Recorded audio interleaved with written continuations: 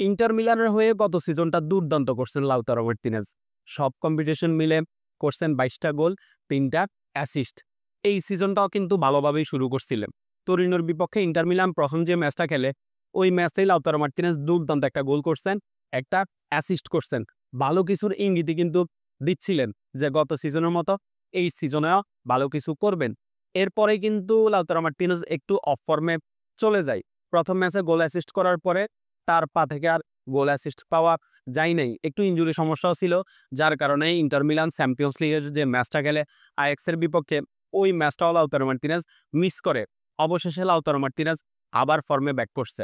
গতরাতে ইন্টার মিলানের হয়ে একটা গোল করছে, একটা চান্স ক্রিয়েট করছে এবং সেকেন্ড যে গোলটা হইছে ইন্টার মিলানের, ওইটার বিল্ড আপও কিন্তু লাউতারো মার্টিনেজের পা থেকেই হইছে। এখন বিশ্বকাপের আগের সিজন ভাই এটা। এখানে আপনাকে কোনোভাবেই আসলে অফ ফর্মে থাকা যাবে না। আপনাকে প্রতি ম্যাচে ভালো কিছু করে দেখাইতে হবে এবং এই ফর্মটাই আপনাকে ২০২৬ বিশ্বকাপ পর্যন্ত নিয়ে যাইতে হবে। সবচেয়ে জরুরি যেটা, সেটা হচ্ছে ফিটনেস ঠিক রাখা। লাউতারো মার্টিনেজের হালকা ইনজুরি সমস্যা ছিল, ওইটা থেকে আবার ব্যাক করতে। আশা করি যে তিনি ফিটনেসের ব্যাপারে বেশি গুরুত্ব দিবেন এবং কোনো ইনজুরির সমস্যা আসলে তার থাকবে না। শুভকামনা লাউতারো মার্টিনেজের জন্যে। ধন্যবাদ সবাইকে।